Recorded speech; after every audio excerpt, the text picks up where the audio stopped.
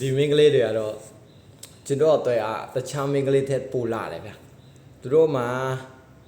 ရုပ်ရည်ရှိတယ်ကွာပြီးဘလို့လက်ကန်တာတယ်ကွာအကြံနဲ့ဆင်းရဲတာ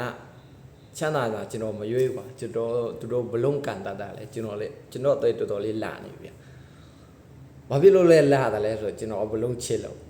ပြီးသူတို့လည်းဘလုံးကန်တာလဲဆိုတော့ဒါကျွန်တော်တို့အပြီးဆုံးမင်္ဂလေးပဲသူတို့ကကျွန်တော်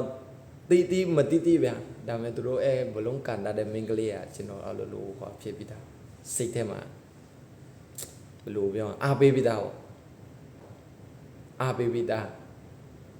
ဒါကျွန်တော်ဘလုံးကိုချစ်လို့အဲ့လိုဖြစ်လာကြံတဲ့မင်္ဂလေးတွေကဘလောက်ထိချောဘလောက်ထိလာပတ်စံဘလောက်စီ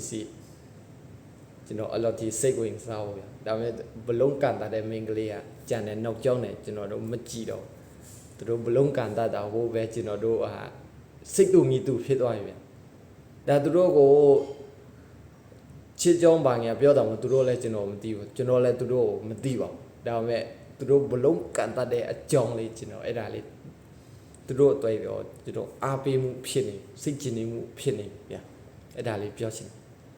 မှာရုပ်လည်းတော်တော်လေးချောကြတယ်ပြီးဘလုံးကန်တယ်လည်းတော်တော်လေးတော့ကြတယ်ဒီအမျိုးသမီးတွေအတင်းနေတီးကြမှာပါကျွန်တော်တို့ဘလုံးချစ်တဲ့ပုဂ္ဂိုလ်တွေကကျွန်တော်တို့ဘလုံးကအဲ့လိုအလားပါတယ်ပြီးစကေးတယ်ရုပ်ဆိုးတယ်လည်းပါရင်ပါဒါပေမဲ့ဘလုံးကန်တဲ့မင်္ဂလေးကဘာပေါ်မှာအလားဆုံးပဲကျွန်တော်အစိတ်မှာပေါ့ကျွန်တော်ဘလုံးကိုအရန်ချစ်တယ်ဘလုံးကိုချစ်ရတယ်လဲအဝေးနေချစ်ရတယ်လို့အဲ့ဒီကိုင်းကြီးမျိုးပါမျိုးတော့မကန်နိုင်ပါဒါအဝေးရဲ့ချစ်ချင်းပေါ့ဗျာဒီမျိုးသမီးတွေကျွန်တော်ဖွာတယ်မှာကျွန်တော်ကြည့်ခဲ့ရတဲ့ဗီဒီယိုလေးထဲမှာအပြည့်စုံအမျိုးသမီးတွေပေါ့သူတို့ပြည့်စုံတာရုပ်ချောလို့ပါလို့ဟိုဘလုံးကန်တာလို့ဘလုံးကန်တာတော်လို့အဲ့ဒါကျွန်တော်ပဲပြည့်စုံဒီမင်္ဂလေးတွေတော်တော်လေးလဲချောပါတယ်ကျွန်တော်တို့ဘလုံးချစ်တဲ့ပုဂ္ဂိုလ်တိုင်းတွေ့